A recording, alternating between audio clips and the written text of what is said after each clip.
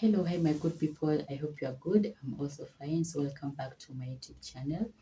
So, I know a lot of things have been happening, and today we're going to talk about dependence because many people depend on some people.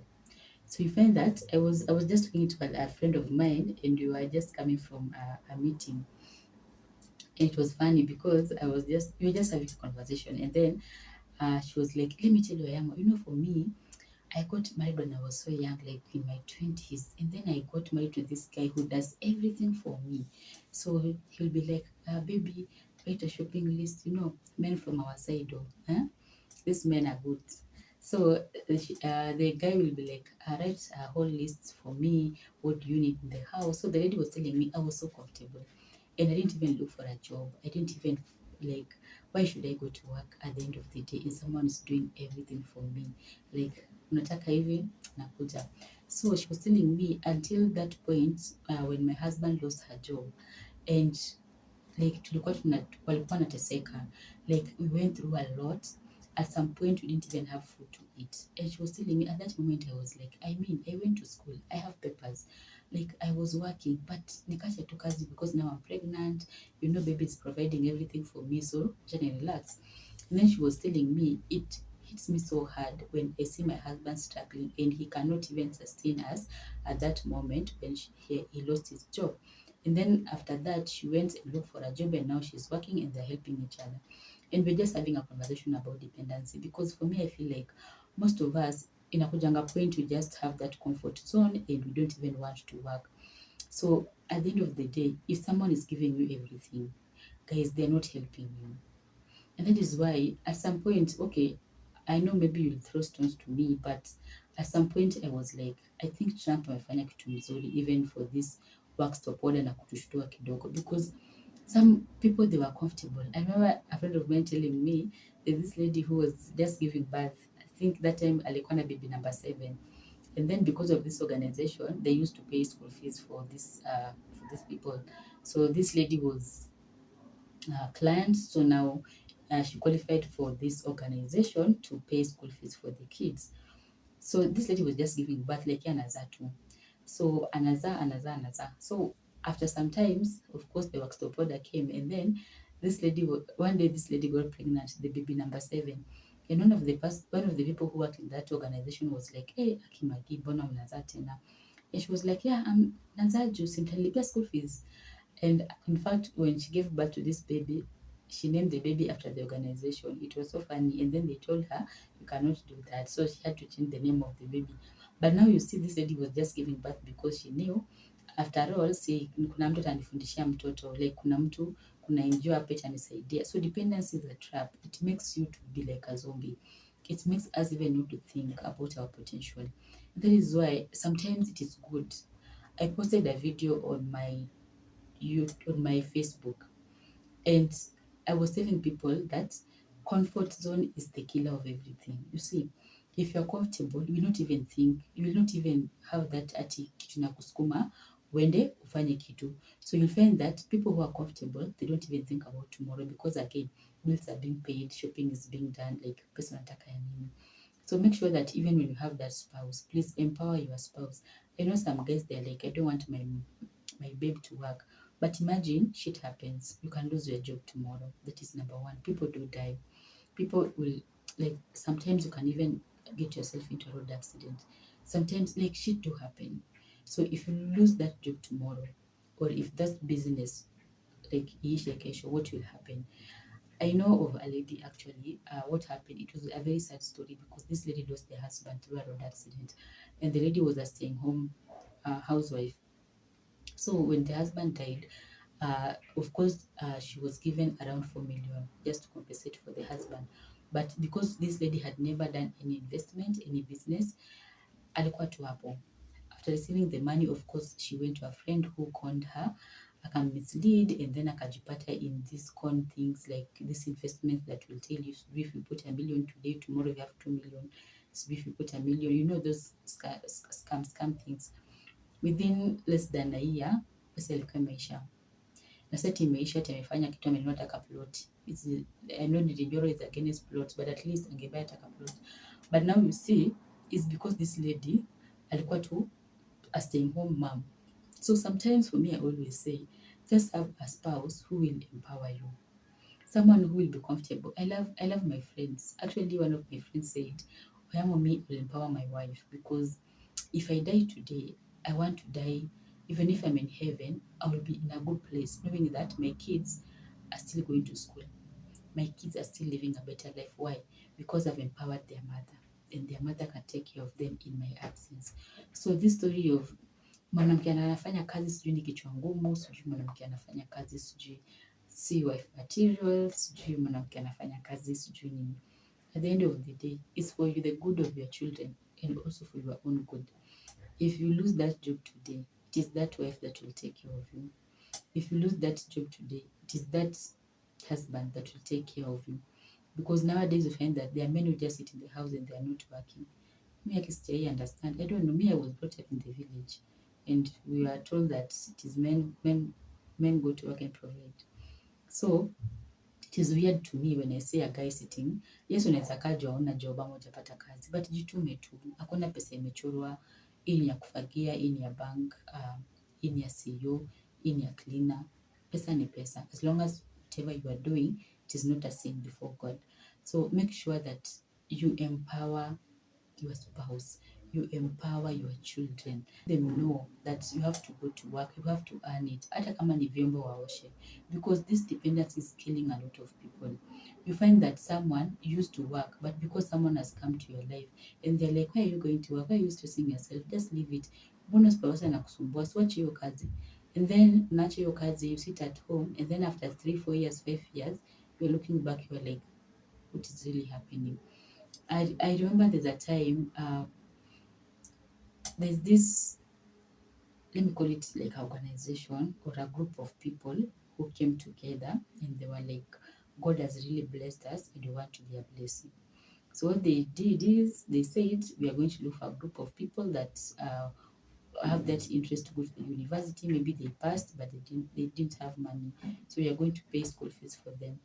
And then they selected 5 people, 3 guys and 2 ladies. So the person who was telling me the story is one of the people who they sat down and they decided they're going to sponsor 5 people.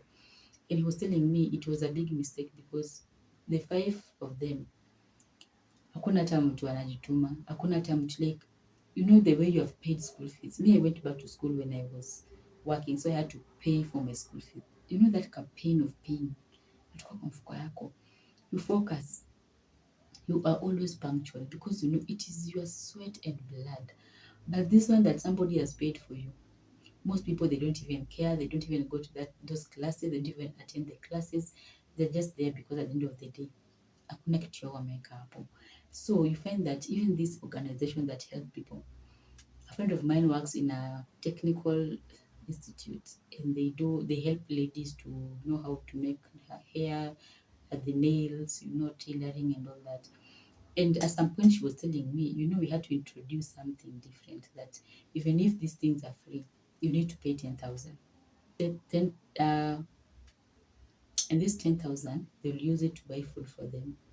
And they realize, comparing the first slot or the past years where they were coming for completely free, and now people are paying 10,000, those who pay 10,000, they are more consistent and they are more focused. You know why? Because this person is a house manager. And now they had to look for the 10,000 to pay. So you find that this person will atajituma, juu anajua ametoa 10,000 kwa mshahara yake. And maybe this person is paying 2K per month. So this 2K will motivate this person to go to school every day and to keep time and to do the exams and to follow up, because the 2,000 that they have paid from their pockets every month for 5 months in our UMA. So me, I'm against people giving you everything. And if you're there and you're watching this video and someone is giving you everything, actually that person is killing your capacity. That person is killing your vision. That person is killing your future. But what do? We feel like tunasaidika, hii ni msaada, tunataka msaada. And you end up with donations and handouts until you are just like a zombie and you cannot think outside the box because you're used to the handouts. So if someone is helping you, it is good to help someone. I'm not saying don't help someone, but make sure that even if someone is helping you, what are you doing differently? I was raised by my grandmother, And my grandmother used to tell us, have your own money. That was gospel in our house. Hiyo ilikuwa apart from the Bible, that was now the second preaching. And she will tell us, if even if you're married, something can happen. And like the things I'm telling you guys, me, I was raised in the village and they have really worked for us because hakuna mtu anakaa chini. You have to do something. You don't sit there and say, me, I didn't want to go to school, or I don't have papers, or I don't have what. You have a skill. And if you don't have a skill, go learn a skill.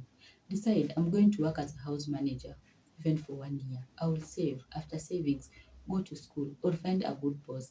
Talk to your boss and tell your boss, by the way, I am passionate about hairdressing. If they are good people, they will not deny you that opportunity. Once they are back in the house, you go for part-time classes. Like, hakuna excuse. That's what I'm trying to say. Hakuna excuse. Yeah, mimi niko tu, mimi nilikufiwa, mimi am an orphan, mimi, no, you have to do something.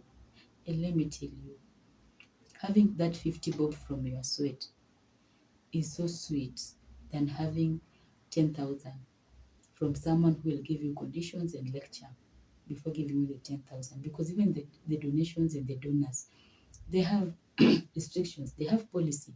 Si ati pesa wenyewe utakula tu hivi. Sometimes they'll even say, if you take this money, you have to account for it and you have to do this for it. And at the end of the day, it's so tiresome, but you have to do it because me and you, we are slaves. We are being given handouts. Do you have an option? You don't have. If you say, ukishikwa na makasiriko useme, me, I don't want this money, what are you going to do? So the only thing that we can do just to get out of this slave mentality of dependence is to work with our hands. The Bible says, I will bless the work of your hands. If the money you are receiving, if the handouts you are receiving, they are not the work of your hands, what will God bless? That means we'll continue to depend on this person, we'll continue to live according to this person. Sometimes I watch Benjamin Solo, and one thing he said in one of the videos is, even if you are married, don't stay at home and say, now mimi nimefika. You forget about yourself, you forget about looking good, you forget about taking care of yourself. Ukiamka asubuhi, ni ile t-shirt ulivaa jana ndo umevaa, and what, I don't know how we call it. It's this thing that some ladies use to cover their hair, stocking. Personally, my grandmother was against that stocking. I've never used stocking for her own reasons. That's what she told us. So I use different things. But if you're using whatever you are using, inashinda kwa nywele the whole day. Why? Because you are married. And then your husband anaenda kwa office every day, anapata mademo kuna high heels and they're looking good and they're keeping fit. You gave birth 10 years ago na ukajiachilia.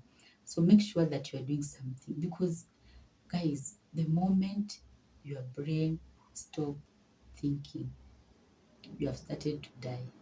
Whatever, anything that is not growing is dying. That's the law of nature. You cannot tell me that if a tree is not growing, the tree is rotting pole pole. So make sure that you use your mind and challenge your mind. Personally, I love challenging my mind. Like, mutaka kufanya zile vitu zenye zinanipea challenge, because that's what makes your mind to be active. That is why you find the people who in their 60s and 70s, they're still working because they are self-employed and they go to work and they're full of energy. Why? Because their brain is still being challenged and their brain is always in motion and their brain is always thinking and thinking. So once you stop, once you say, mi nimechoka, I can't think, my friend, you are dying slowly by slowly. So make sure that you don't depend on someone 100%. Make sure that hata kama unapewa ya mtu, kuwa na yako kidogo. So make sure that at least you do something for yourself. And at the end of the day, you can confidently go before God and tell God, this is what I'm doing, this is the work of my hand, and this is what I have, blessed it. But if you're receiving handouts, there's no way you go before the Lord and pray that God will bless it. Na kwanza hata si yako. So make sure that you don't depend on someone 100%, because shit do happen. And if you have someone, maybe a friend, a relative, a spouse, please empower them so that tomorrow, you don't know what will happen tomorrow. But let's get rid of this dependency. That when someone wakes up and say, oh, the account are being freezed, return the money, you know, in affect like thousands and thousands of people. But those who work, at least you go to work and you're being paid because you're working. I'm talking about those who receive handouts. You go, unapewa chakula, mtoto analipwa school fees, you are given food for free, school fees for free. That is why most people in slums will never think outside the box. Because, I mean, even, let me shock you. I remember this person who, she went to the slums and she was just helping people. But she told me that this group of women who are like, hatuwezi toka ghetto. And she was like, I'm trying my best for you guys kutoka ghetto. What do you mean? And they're like, no, here in ghetto, there are a lot of things that we receive for free, for free, for free. So these people in their mind, everything is for free. And they have conditioned their mind that way because whatever you repeat every time becomes part of your habit and part of your character and part of you. So for them, they focus on the handouts. And they think these people are helping them. But these people are making them to be zombies and to be beggars and to be slaves and to be in chain. So make sure that you don't depend on someone 100%, even your own children. Don't make your kids to depend on you 100% because what if something happened to you tomorrow? Who will stay with them? What will happen to them? Let your children know that you have to earn something, you have to work for something. If they need something, let them do some house chores so that you can now give them something so that they grow up knowing that there's nothing for free. Literally, there's nothing for free. And this will even help them, even in their adulthood, that they will not be looking for handouts, but they will know that there's no free money. There's no free money. Mwenye anakupea pesa ya free akuna relatives. Mbona sipati relatives wake? So guys, let's work. Let's do something. Even if ni kukata mboga kwa kibanda as a woman, even if ni kuchuma mahindi, whatever you can do, just make sure that at least you are doing something that you can go before God and ask for blessings and ask for favor because it is the work of your hands. So for now, bye bye.